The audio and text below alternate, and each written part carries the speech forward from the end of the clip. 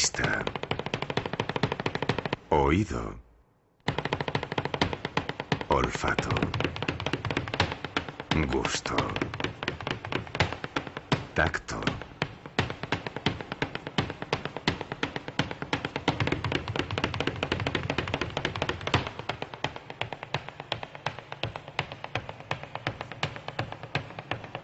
A través de los sentidos palpamos la vida. Contactamos con los otros, con lo otro. Conocemos el mundo y lo gozamos. Hay lugares donde habita una larga tradición y una cierta destreza en mantener despiertos los sentidos. El patio es uno de ellos. Tal vez un patio lo contenga todo. El universo entero está aquí. Todo está aquí, esperando.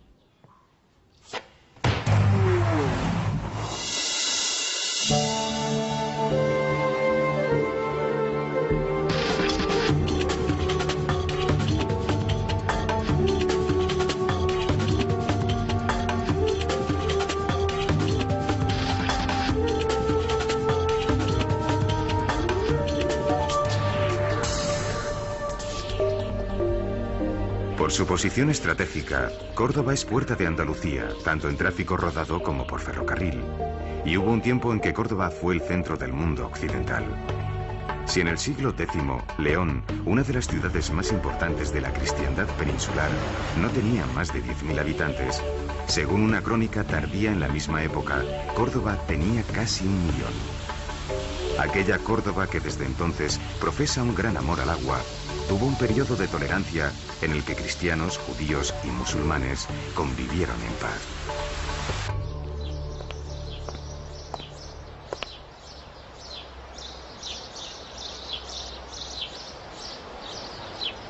Córdoba fue fundada en el siglo II a.C. por los romanos. Su preponderancia estratégica y económica hizo que en pocos años llegara a ser capital romana de la Hispania ulterior y bética. En plena Edad Media, gracias a los árabes, judíos y cristianos, fue el centro cultural más importante de Occidente.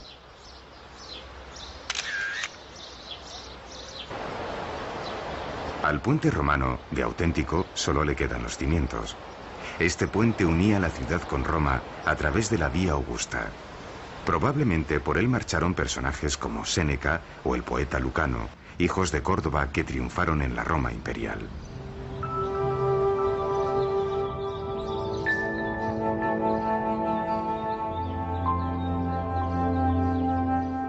Es innegable la importancia romana en la ciudad. Los constructores cordobeses tiemblan porque en cuanto se hacen unas obras pueden aparecer unas ruinas. El propio ayuntamiento se apoya en parte de la muralla romana. Con la desmembración del Imperio Romano, Córdoba queda a merced del pueblo visigodo y la ciudad entra en un estado de decadencia del que tardará en salir varios siglos. En el 711, los árabes cruzan el estrecho introduciendo una nueva religión, el Islam. 44 años después, el heredero del califa omeya de Damasco, huido de la terrible matanza que sufrió su familia, llega a la península instaurando la autonomía de un nuevo estado andalusí que imitará las formas de gobierno de su país de origen. Su nombre era Abderramán.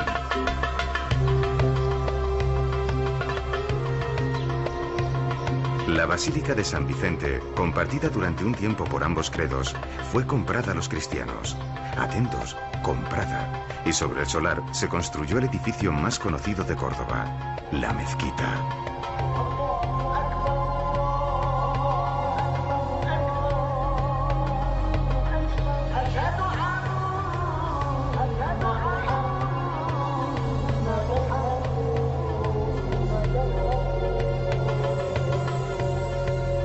El crecimiento de la ciudad durante los siguientes siglos dio pie a que los descendientes de Abderramán la ampliasen en varias ocasiones, hasta hacer de ella un gran bosque de columnas. Algunas de ellas reutilizadas de edificios anteriores, otras hechas ex profeso.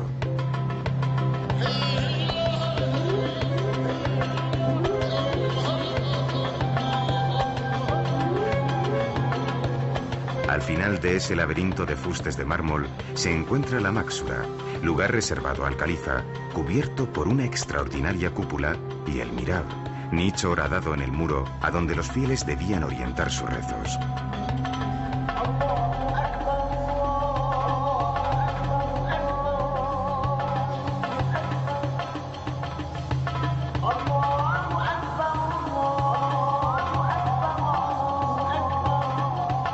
La ampliación hecha por Almanzor centra el estudio del Corán como eje del pensamiento árabe, pero también como lugar donde se estudiaba geometría, aritmética, filosofía, literatura, astronomía, música y medicina. Desde los siglos VIII al XI, la mezquita fue el mayor centro de conocimiento de todo Occidente.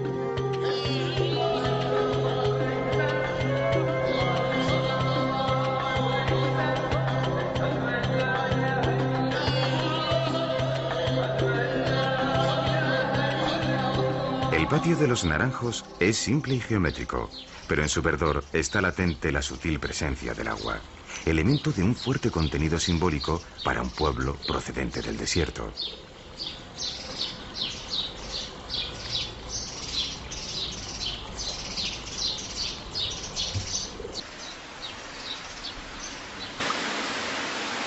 De los baños árabes de hace 1000 años se han recuperado para solaz de propios y extraños una recreación bastante acertada de aquellos lugares. En los tiempos que corren, el hedonismo se ha convertido en uno de los sustantivos más deseados, y todo el que puede se siente un emir a tiempo parcial en tarifas que incluyen quiromasaje o aromaterapia.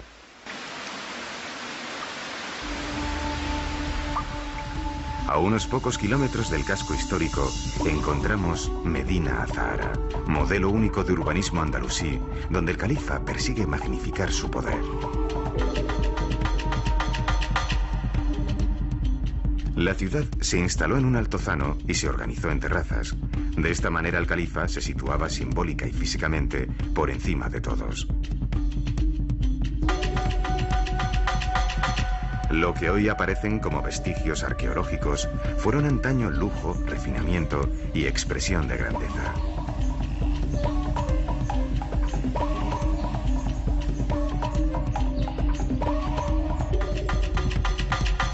A medio camino entre mito y realidad, algunos cronistas árabes relatan que había perlas gigantes colgando de techos de oro, fuentes de mercurio y un sinfín de maravillas dignas de los cuentos de las 1001 noche. Sea como fuere, la importancia de Medina Azahara no duró demasiados años.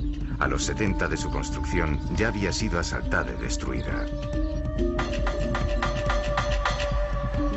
Estos capiteles se llaman de avispero porque recuerdan el perfecto laberinto de los enjambres, pero también evocan los vericuetos finísimos de los orfebres.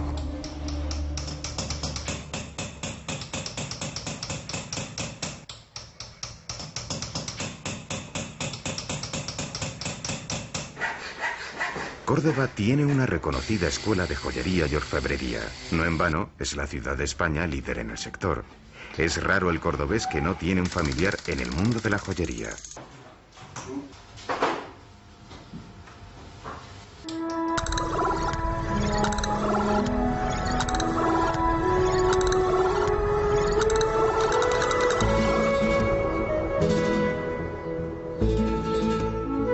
El casco histórico de la ciudad está plagado de lugares que invitan al reposo y a la contemplación. Entre ellos la famosa calle del Pañuelo, llamada así porque su anchura es precisamente esa, la de un pañuelo. Son lugares misteriosos que invitan a imaginar lo que uno podría descubrir tras cada una de esas puertas.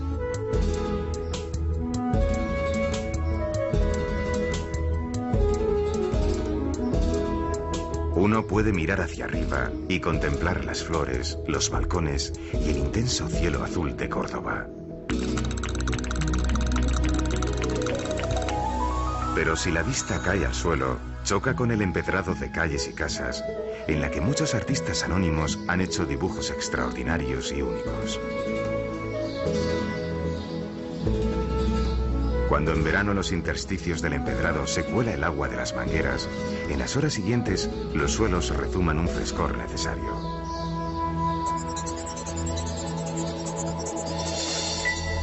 En la Judería se conserva una de las sinagogas que tuvo Córdoba.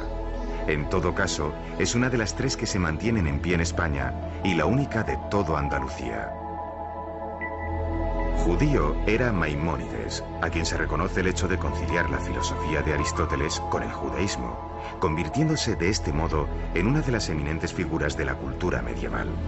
Como para la cultura árabe fue Averroes, ambos hijos de Córdoba. En el año 1236, Fernando III entra en la ciudad y coloca en la mezquita una cruz. Desde este momento la ciudad no será nunca más musulmana, aunque tampoco nunca perderá su esencia árabe. Los conquistadores se apresuran a construir iglesias para cristianizar el territorio. Tardarán todavía un tiempo en conseguirlo, pero al final hacen de Córdoba una ciudad musulmana cristianizada. En el siglo XVI, la ciudad no tenía catedral, cosa que resultaba intolerable si se comparaba con la mayoría de las ciudades españolas. ¿Y qué mejor sitio para construirla que en el interior de la mezquita? Las opiniones no eran unánimes, y el templo se edificó solo cuando Carlos I autorizó su construcción, cosa de la que se arrepentiría años más tarde. La catedral es resultado de un inevitable mordisco a la mezquita, aunque los dos edificios han terminado por cohabitar sin más problemas que los que cada uno quiera ver. Hay incluso quien ve en todo esto un símbolo de convivencia. En la catedral destaca la hermosa sillería del coro realizada en madera de caoba traída de América.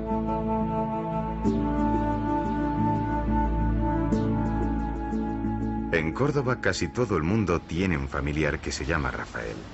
Desde que se cree que en el siglo XVI apareciese para suprimir una peste, el arcángel San Rafael parece una obsesión de la ciudad entera. Solo triunfos, que es como se llaman estas elevaciones, hay más de 20.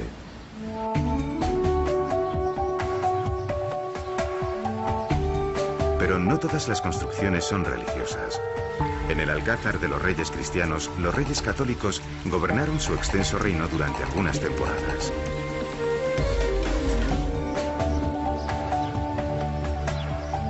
Si los árabes creen que los jardines son una representación simbólica del paraíso, muchos turistas nórdicos que pasean por aquí un día de sol en primavera están convencidos que esto es el mismísimo cielo.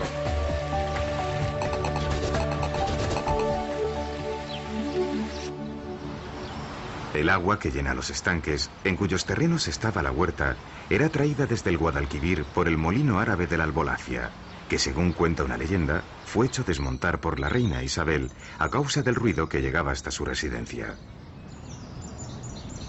Los sotos de la Albolafia es hoy lugar protegido. Su vitalidad habla del buen estado de salud del que todavía goza el Guadalquivir a su paso.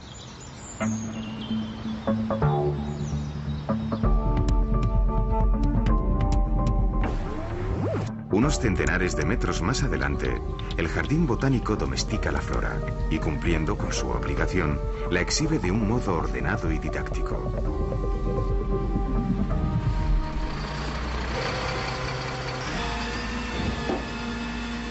Córdoba es una ciudad que presume de tener una gran conciencia ecológica. La materia orgánica se separa desde el origen, dando lugar a la fabricación de un magnífico compost que recupera los suelos agrícolas de la zona.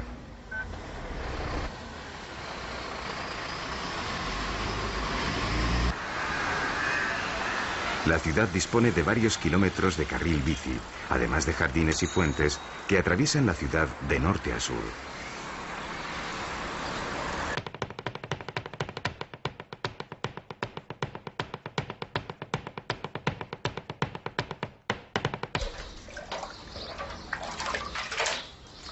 Cuando aprieta el calor, los cordobeses se refugian en sus patios. El patio parece calle, pero es casa. El extraño puede asomarse, pero no entrar, salvo en unos pocos restringidos, y solo los días en los que están abiertos al público, gracias al concurso organizado por la Asociación de Amigos de los Patios. Además de patios populares, los hay señoriales y distinguidos. Pero si un vendedor de patios quisiera confeccionar un buen muestrario, se decidiría por el Palacio de Viana. En su interior hay nada menos que 12.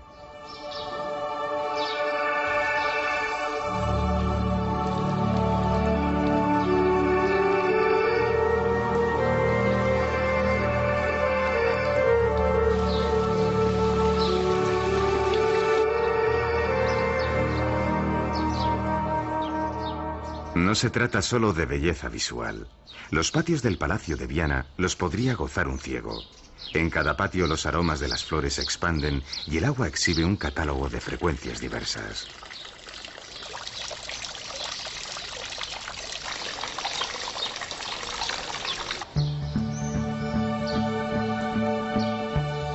No hay mal que por bien no venga.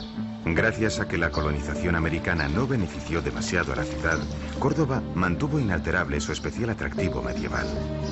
El enriquecimiento lento pero progresivo permitió que se construyera la Puerta del Puente a modo de arco triunfal, que se transformara a las necesidades del momento el Palacio Episcopal, o que las familias más acomodadas construyeran sus residencias renacentistas.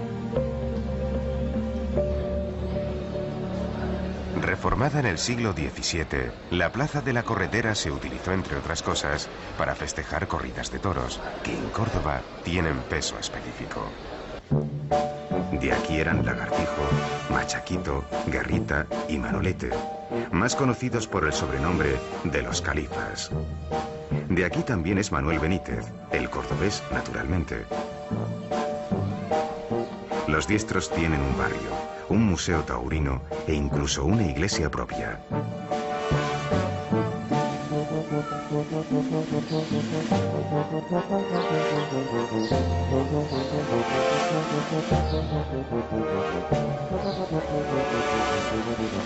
Pero la importancia del mundo del toro es cuando menos equiparable a la del caballo.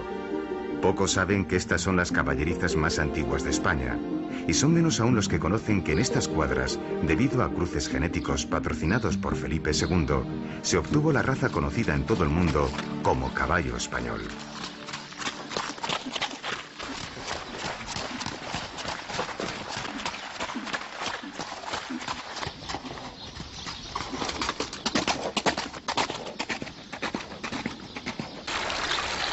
El pequeño potro renacentista da nombre a la plaza y a la posada que albergó a Cervantes y aparece nombrada en su Quijote.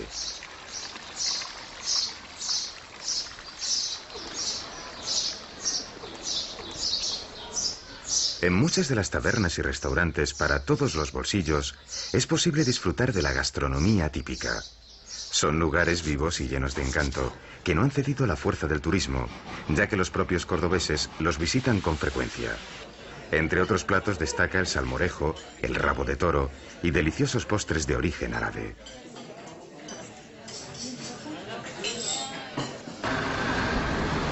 El antiguo convento de la Merced es uno de los más importantes edificios barrocos. Barroco es también el compás de la iglesia de San Pablo.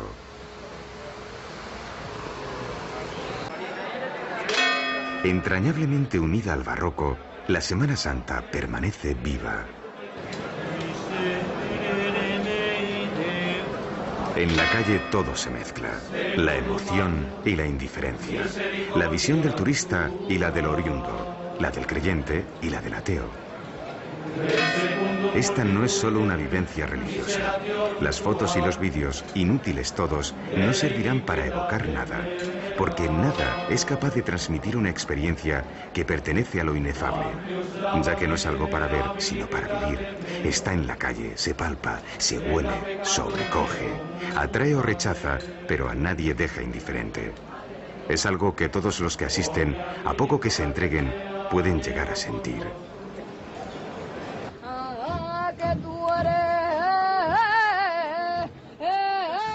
El amor.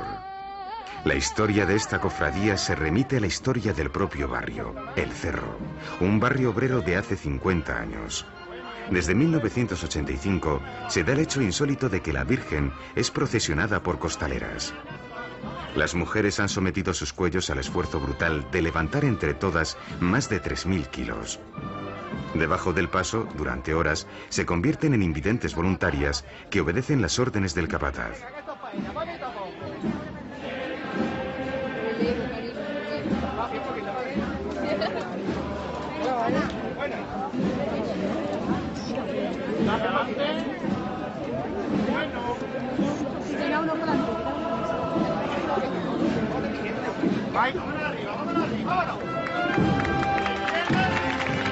Esta fe ciega es símbolo de otra, más profunda y personal, de miles de ciudadanos que mantienen en pie este rito que se repite cada año y tiñe de devoción las calles de Córdoba.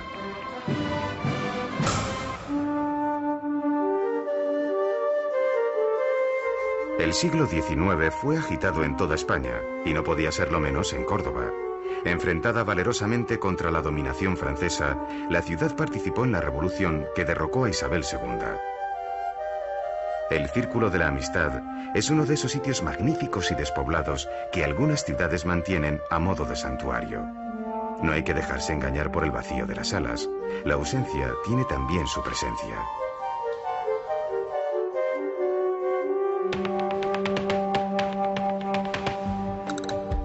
Julio Romero de Torres es símbolo de Córdoba. La ciudad lo ha honrado con un museo en lo que antaño fue su casa. ¿Quién no recuerda a sus mujeres en alguno de los billetes de las desaparecidas pesetas?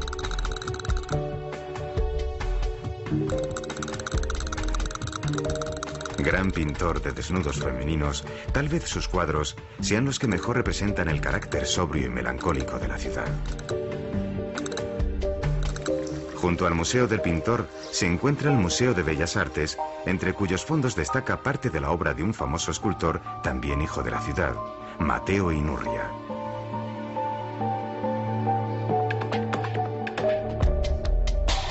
Desde principios del siglo XX, en especial en los años 60, el crecimiento demográfico ha dado lugar a una reordenación del espacio urbano. Córdoba ha ido adaptándose a la modernidad, siguiendo los pasos de las grandes urbes de España. La antigua universidad laboral avanza hacia un modelo de moderna universidad europea, integrando cada vez más la docencia y el mundo empresarial.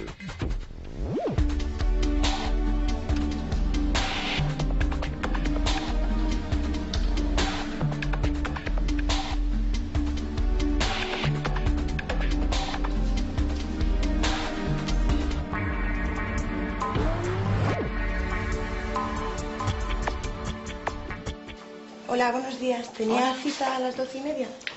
Sí, pase que le están esperando. Vale, muchas gracias. El Hospital de la Facultad de Veterinaria no solo incorpora moderna tecnología para investigación y enseñanza, sino también para la utilización rentabilizada de sus instalaciones, tan necesaria en un enclave ganadero de primer orden.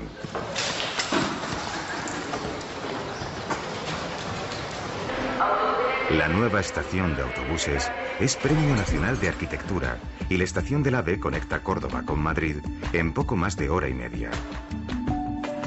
Nuevos barrios han surgido en diferentes zonas, pero el enterramiento del ferrocarril ha dado lugar a un largo paseo a cuya vera han crecido avenidas y jardines.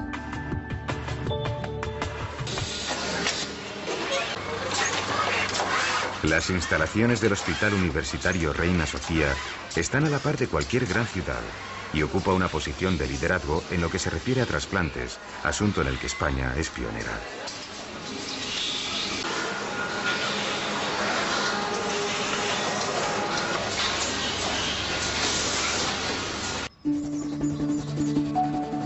Junto a la sierra se han consolidado zonas residenciales de lujo y un campo de golf serpentea entre los cercanos montes de Sierra Morena.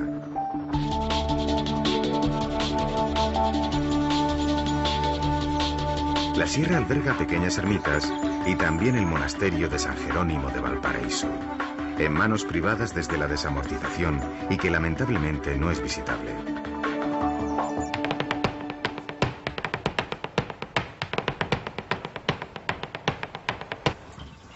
$250 gramos de pelo de conejo o liebre son el origen del sombrero cordobés.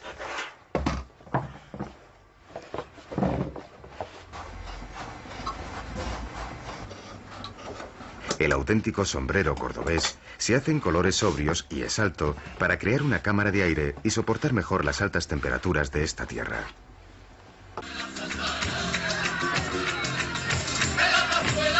Es por eso que se elige la primavera y no el verano para celebrar la feria. Mayo festeja el esplendor de todas las primaveras y Córdoba entera se divierte entre casetas.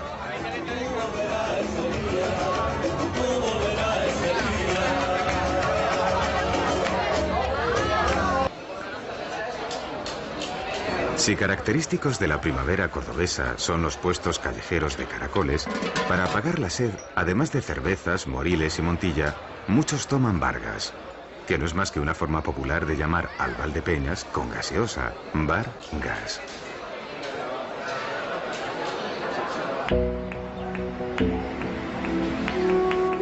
Aquí gustan mucho las estatuas, como si se tratase de una venganza histórica de la época en que los iconoclastas ejercieron sin piedad su intolerancia.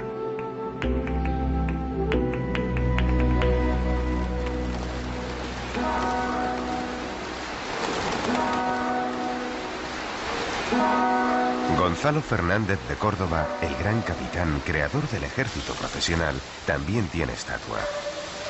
Es posible que esta plaza sea la única del mundo que en lugar de marcar las horas con el sonido de campanas, se dan con el rasgueo de una guitarra.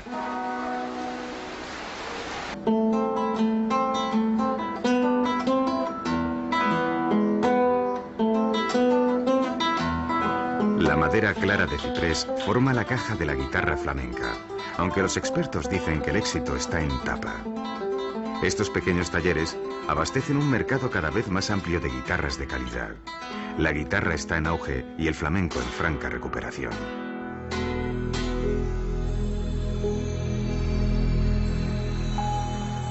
Todo es posible en esta hora mágica, en la que Córdoba entrega a sus habitantes el frescor de sus noches, el rumor de sus fuentes y el aliento de sus flores. Por la noche, los amantes del paseo tienen ocasión de liberar su imaginación y dejarse seducir por el encanto sugerente de la ciudad.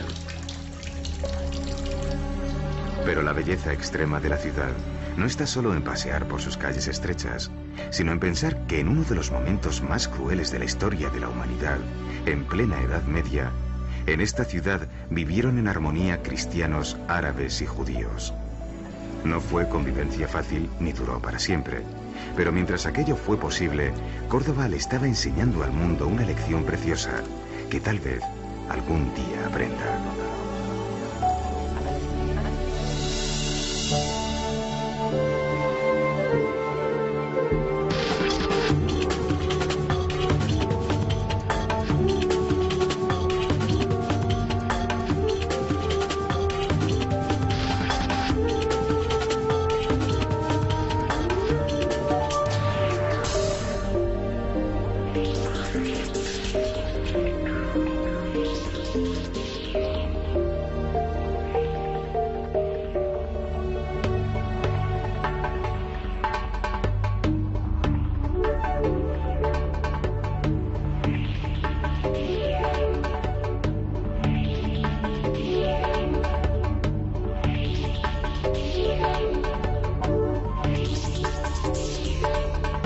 Centro del mundo occidental.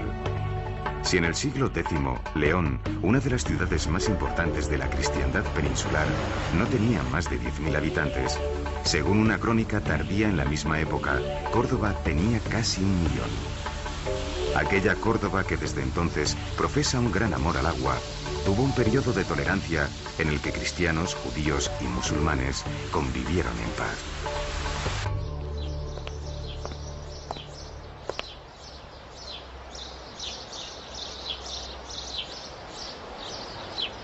Córdoba fue fundada en el siglo II. Todo está aquí, esperando.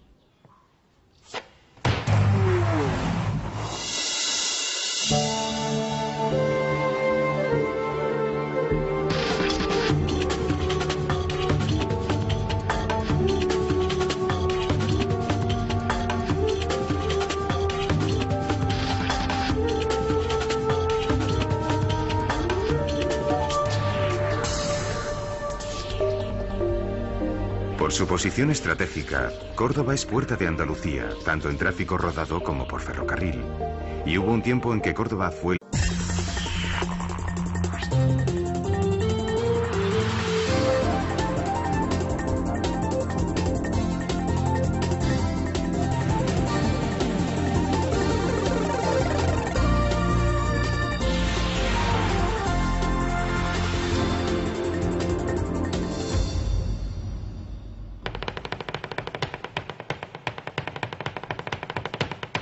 Vista. Oído. Olfato. Gusto. Tacto.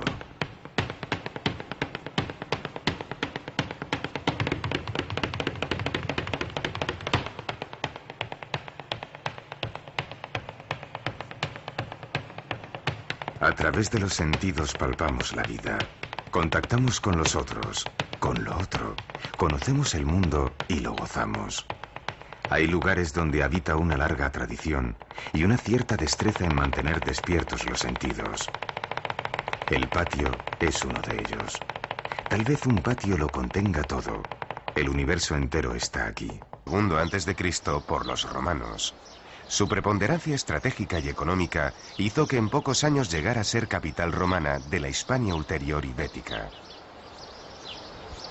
En plena Edad Media, gracias a los árabes, judíos y cristianos, fue el centro cultural más importante de Occidente.